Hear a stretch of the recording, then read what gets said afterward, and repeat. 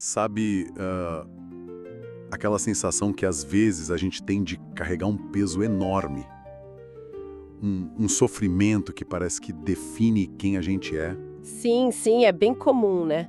E se, na verdade, muito desse peso fosse, tipo, imagina uma cruz de isopor. Parece grande, imponente, talvez até meio trágica olhando de fora. Aham. Mas na realidade é leve. Surpreendentemente leve. O peso mesmo vem da nossa identificação com ela, sabe? Da crença de que a gente é aquele sofrimento. Nossa, que imagem forte essa da cruz de isopor. Pois é. E essa imagem, que é um pouco provocadora, né, leva a gente direto para o centro da nossa exploração de hoje, que é essa ideia de que cada um de nós tem um reino interior. Nosso corpo, nossa mente, nossa vida. Certo. Só que, muitas vezes, o trono desse reino está vazio. Falta um regente ali, consciente, no comando. Exatamente. É uma metáfora muito poderosa, eu acho, porque ela sugere que o problema não é necessariamente ter desafios, né?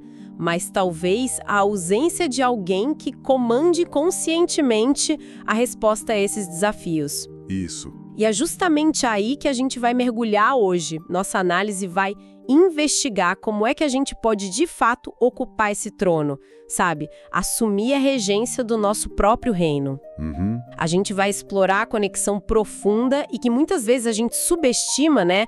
Entre a mente, que a gente pode chamar aqui de o rei, o corpo, que seria o nosso reino físico, energético, e aquilo que as fontes que a gente analisou chamam de uma consciência mais fundamental, um holograma imutável. E olha que material fascinante que a gente tem para essa conversa. É uma mistura rica e, eu confesso, bem instigante. Tem perspectivas da biologia celular, sabe, inspiradas em trabalhos como os do Bruce Lipton. Ah, sim, Lipton é ótimo. Que mostram como nossas crenças, nossas percepções, são muito mais que pensamentos abstratos, né? Elas literalmente moldam a química do nosso corpo. É incrível. Moldam mesmo. E ao mesmo tempo a gente mergulha em conceitos de poder mental, de metafísica, com ecos de gente como José Silva e especialmente Neville Goddard, que falam dessa capacidade de criar nossa realidade de dentro para fora. E não para por aí, né? A gente traz também a filosofia perene, com o conceito de viveka, o discernimento, que é visto como uma ferramenta crucial para essa regência. Viveka? E até mesmo, olha que interessante, reinterpretações de passagens bíblicas, vistas não como dogma religioso, mas como metáforas de estados de consciência. É, assim, uma tapeçaria complexa, mas que tem um fio condutor bem claro. Que seria? Qual é o fio condutor? A nossa missão aqui, o que a gente tentou fazer, foi destilar uma espécie de manual do regente a partir dessa confluência de ideias. A gente quer entender como sair daquele modo piloto automático, sabe? Ah, o famoso piloto automático. Aquele que só reage aos acontecimentos baseado em programação antiga, o que uma das fontes chama, de um jeito bem visual, de lixo de recortes. Lixo de recortes. Gostei disso. É, para uma vida de autodireção consciente.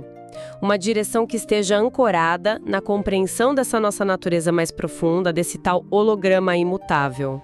Ok, então vamos desempacotar isso. A ideia da mente ser o rei e o corpo ser o reino é um ponto de partida muito bom. Como é que essa dinâmica funciona no dia a dia? Principalmente quando as coisas não vão bem, né? Como que as percepções desse rei afetam concretamente os súditos, que seriam as nossas células? Vamos usar essa analogia baseada em Lipton, então. Imagina seu corpo como um reino incrivelmente organizado, com trilhões de cidadãos, as células. Trilhões, uau! É. Em tempos de paz, de tranquilidade, quando o rei, que é a mente, está sereno, percebendo o ambiente como seguro, favorável, esses cidadãos trabalham em harmonia perfeita. Cada célula faz sua função crescimento, reparo, manutenção, de forma coordenada automática. O reino prospera num estado de equilíbrio que a gente chama de homeostase. Parece um sistema perfeito, né? autogerenciado. Mas aí entra a percepção do rei, certo? O que acontece quando o rei interpreta uma situação de forma negativa? As fontes dão até um exemplo específico. O rei se sente humilhado. Humilhado? Talvez uma ideia dele foi rejeitada, um projeto não deu certo. Ele se sente diminuído, sabe? E a dinâmica muda drasticamente. Essa percepção de humilhação, esse sentimento, funciona como um alarme geral no reino. O rei, ao se sentir assim, mesmo que seja só uma interpretação subjetiva dele, né? Ele essencialmente declara um estado de emergência, quase uma guerra interna. Guerra interna. O sistema nervoso simpático é ativado e aí vem aquela cascata de hormônios de estresse, tipo cortisol, adrenalina, inundando o reino. E qual o efeito disso nos cidadãos, nas células? É como se, imagina, todas as obras públicas, as escolas, os projetos de longo prazo fossem interrompidos de repente.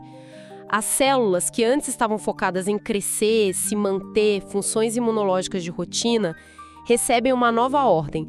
Parem tudo, precisa de energia para lutar ou fugir. Luta ou fuga. Exato. Elas mudam radicalmente a prioridade para a sobrevivência imediata. E aí, funções vitais de longo prazo são suprimidas. A percepção negativa do rei, o sentimento de humilhação, ou medo, ou raiva, quebra a harmonia e coloca o reino todo em modo de defesa. Entendi. Então não é o evento externo em si, mas a interpretação e o sentimento do rei que ditam a resposta do reino. Isso conecta direto com a ideia do Lipton, né? De que o ambiente que a célula percebe, influenciado pela mente, é que comanda a expressão genética, mais do que o DNA fixo. Exatamente. O que é fascinante aqui é essa conexão direta e bidirecional. O estado físico do reino, a saúde, a vitalidade, a propensão a doenças, não é um acaso, sabe? É, em grande medida, um reflexo físico, uma projeção quase holográfica do estado mental e emocional que domina no rei. Uma projeção. Sim. O corpo não é uma máquina separada da mente. Ele é o espelho fiel dos comandos e sentimentos que vêm do trono, sejam conscientes ou inconscientes. Se o rei vive num estado de guerra crônica, o reino inevitavelmente adoece.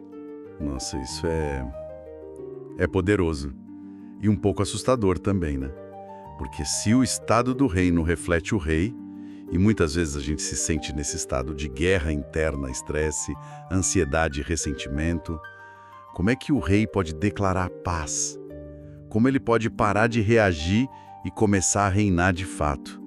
Parece que falta uma ferramenta para ele perceber o que está acontecendo, né? E essa ferramenta existe. É apontada pelas fontes filosóficas. Chama-se Viveka. Viveka? É uma palavra em sânscrito que significa discernimento. Mas não é só inteligência comum, sabe? É a capacidade aguçada de distinguir o real do irreal, o permanente do impermanente, a verdade essencial das aparências que passam. É a clareza mental que permite ao rei enxergar através da fumaça da batalha emocional. Discernir o real do irreal. O que seria o real nesse contexto? Quando o rei se sente humilhado e o reino está em polvorosa. O sentimento de humilhação parece bem real. Parece real, com certeza, mas o Viveka permite questionar. Essa humilhação que eu sinto é a minha identidade fundamental ou é uma reação de uma parte de mim, um personagem que eu visto, a uma situação específica? O Viveka leva à compreensão daquilo que as fontes chamam de holograma imutável ou ponto sem volume. Opa! Aqui onde fica realmente interessante. Esses termos são muito intrigantes. O que eles representam? São metáforas para a nossa essência mais profunda. Imagina como uma das fontes sugere toda a massa e energia do universo conhecido antes do Big Bang, concentrada num ponto minúsculo, sem dimensão nenhuma, singularidade. A singularidade. Esse ponto sem volume representa a consciência pura, a fonte de tudo, que as fontes chamam de um. É algo que está fora do espaço e do tempo, não tem peso, não muda. É a presença silenciosa, imutável, que observa toda a criação, todo o drama da vida. Essa consciência é nossa verdadeira identidade. É o holograma perfeito e imutável por trás de todas as formas e experiências que mudam o tempo todo. Então, peraí. Eu não sou o rei que se sente humilhado, nem o reino que reage com estresse. Eu, na minha essência mais profunda, sou essa consciência observadora. Esse holograma imutável. Essa é a percepção que o Viveka traz. E essa percepção muda tudo. Ela redefine conceitos como mal ou sofrimento. Porque se a nossa essência, a causa primordial Deus, consciência, chame como quiser, é perfeita e imutável, então o mal não pode ser uma força oposta real vinda dessa fonte. Faz sentido? Faz. Mas então, de onde ele vem? Por que a gente sente dor? Por que as coisas dão errado? As fontes sugerem que o que a gente percebe como mal ou sofrimento surge de um recorte equivocado. Recorte equivocado. Pensa nos recortes como interpretações, filtros, crenças que a gente forma sobre a realidade, como se fossem fragmentos de um mapa. O lixo de recortes são aqueles mapas antigos, distorcidos, baseados em experiências passadas, em medos, que já não servem mais para o território atual. Mapas antigos. Isso. E quando o Jiva, que a gente pode entender como o ator, o ego, a personalidade que se identifica com o papel no palco da vida, opera usando esses recortes equivocados, ele dá comandos errados. Ele interpreta mal a situação e reage de forma desarmônica. Entendi. E o pecado? As fontes também falam disso, né? Reinterpretam essa palavra. Sim, e desatrelam totalmente da culpa moral. Aproximam do significado original do grego amarcia, que era um termo de arquearia, sabe? Arquearia? Não sabia. Significava errar o alvo. Então, pecar, nesse sentido, não é ser mal, é ser ineficiente. É desperdiçar energia, atirar a flecha da ação ou do pensamento na direção errada por falta de clareza, por falta de viveka. É uma falha de foco, não uma mancha moral que exige culpa. Nossa, isso muda tudo. Quer dizer, se a causa é perfeita, o sofrimento vem dessa identificação do ator, do Jiva, com o roteiro errado, com os recortes equivocados. A cruz de isopor só pesa porque o ator acredita que ela é de chumbo e que ele é o carregador da cruz. Precisamente. E a libertação não vem por lutar contra a cruz ou tentar destruir ela à força. Vem por despertar o rei, o ator, para sua verdadeira identidade como consciência imutável. O Viveka é a luz que revela a natureza de isopor da cruz. Quando o rei sabe quem ele realmente é, a identificação com o sofrimento ela se dissolve. Faz todo o vinqueiro conceitual. Mas vamos para a prática. O reino está sofrendo, rodando em piloto automático com base nesses recortes antigos, nesse GPS antigo que insiste em levar a gente para beco sem saída. Como é que o rei, agora mais ciente da sua natureza imutável por causa do Viveka, retoma o controle de verdade? Como ele instala um GPS novo? É aí que entram as ferramentas mais pragmáticas, tipo as do Silva ou do Goddard. Exatamente. O ponto crucial, como uma fonte destaca com muita perspicácia, é que o problema geralmente não é um rei tirano que quer o sofrimento. O problema é um rei ausente do trono. Ausente. É. A mente consciente está distraída, perdida no filme do sofrimento, identificada com o personagem, esquecida do seu poder real. É como um maestro que abandonou o pódio, sabe? E a orquestra, que é o reino, continua tocando a mesma música antiga e desafinada por puro hábito. E na ausência do maestro, vira o caos. Ou a repetição monótona. Isso. O corpo e o subconsciente, que formam a maior parte do reino, operam com base nas programações que já existem, nos recortes acumulados. Medos antigos, crenças limitantes, padrões reativos continuam ditando as regras.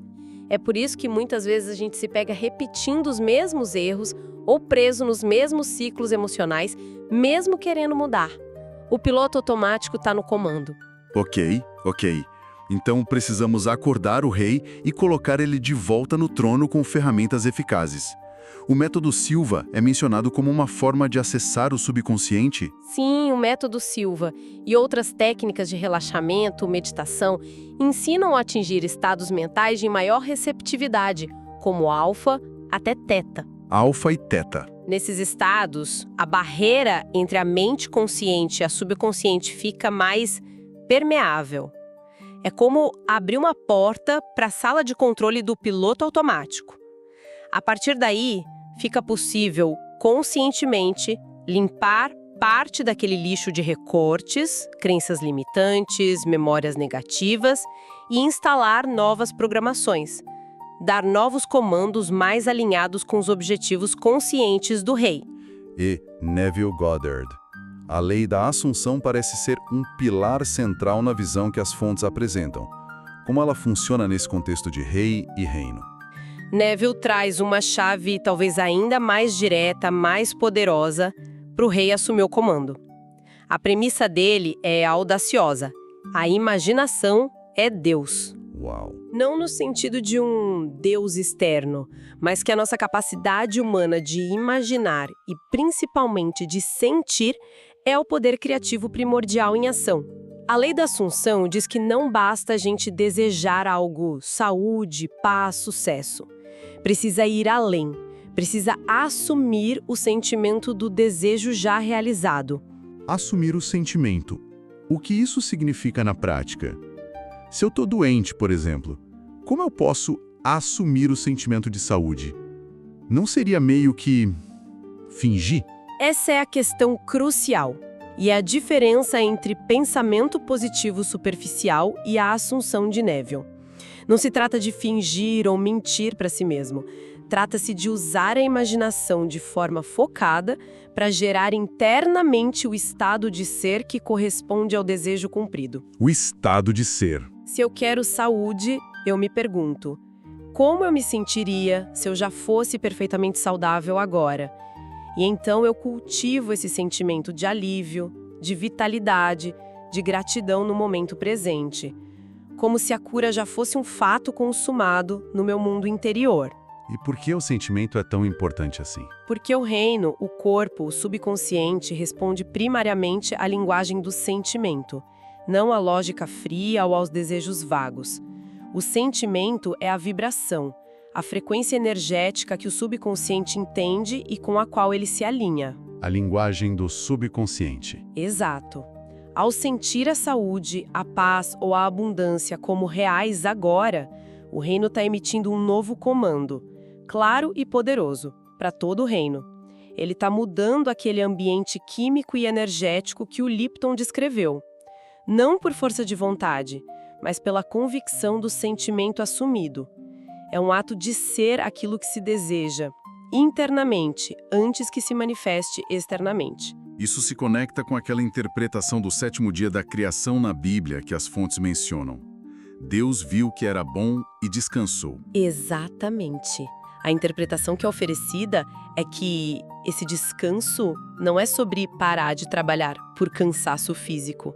É um estado de consciência. Um estado de consciência. É o estado de saber que a criação, a intenção focada, a assunção sentida está feita, completa, perfeita no plano causal, mesmo que ainda não esteja visível no plano dos efeitos. É cessar a luta mental, a dúvida, a ansiedade, aquele esforço de fazer acontecer. É confiar na lei, saber que a semente plantada, que é a assunção, vai inevitavelmente germinar. Então, o descanso é um estado de certeza interior, de confiança absoluta no processo. Se a gente conectar isso ao quadro geral, Sim. é a atitude mental do regente que confia no seu próprio poder criativo e na resposta do seu reino. Uma vez que o rei assume o sentimento do desejo cumprido, ou seja, planta a semente, ele descansa nesse conhecimento. Para de cavar semente. Exato. Para de desenterrar a semente a cada 5 minutos para ver se está crescendo, que é duvidar, se preocupar. Ele age a partir da certeza de que está feito. É abandonar a cruz de isopor da dúvida e do esforço e vestir a coroa da certeza serena. Uau! A jornada está ficando muito clara agora. Começa entendendo que nosso corpo, nossa realidade interna, São um reino que responde direto às percepções e sentimentos do rei. Lembrando Lipton? Isso. Depois, usar o discernimento, o viveka, para reconhecer nossa identidade verdadeira como consciência imutável, o holograma, né?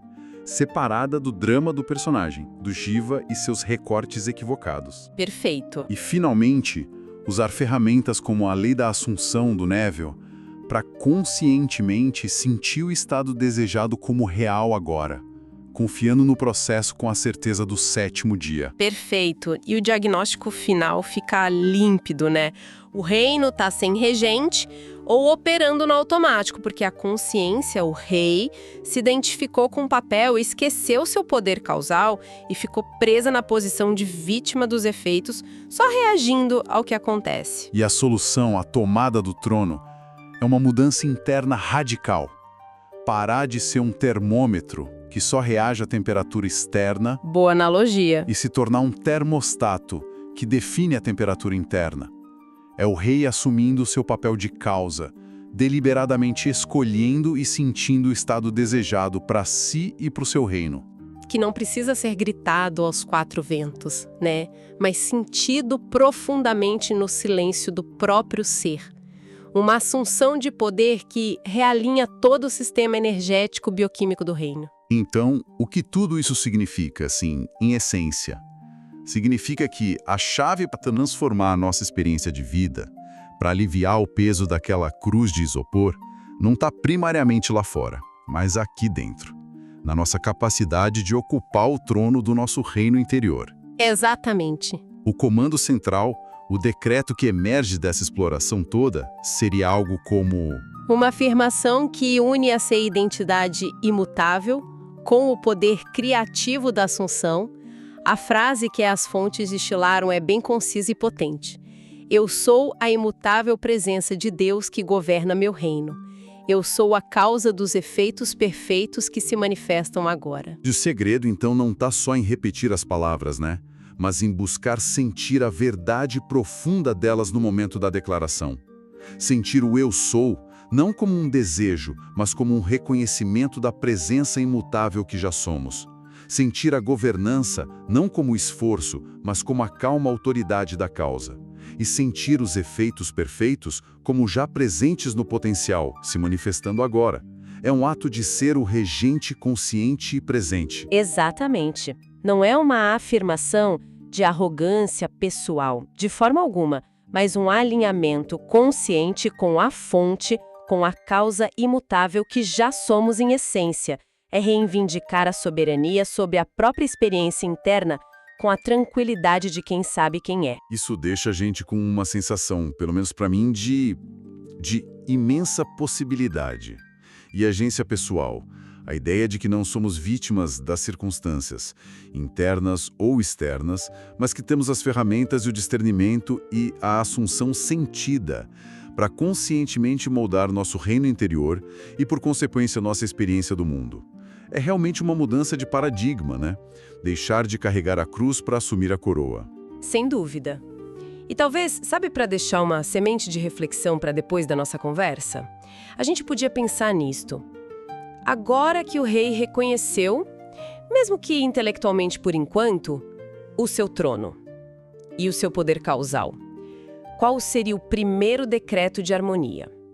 Por menor que seja. Um primeiro decreto. Talvez um sentimento de paz por alguns instantes, um momento de gratidão genuína, uma sensação de alívio em relação a uma preocupação. Qual decreto pode ser proclamado internamente e, mais importante, sentido como verdade para o reino ainda hoje? Qual o primeiro passo, por mais simples que pareça, para começar a reinar de verdade?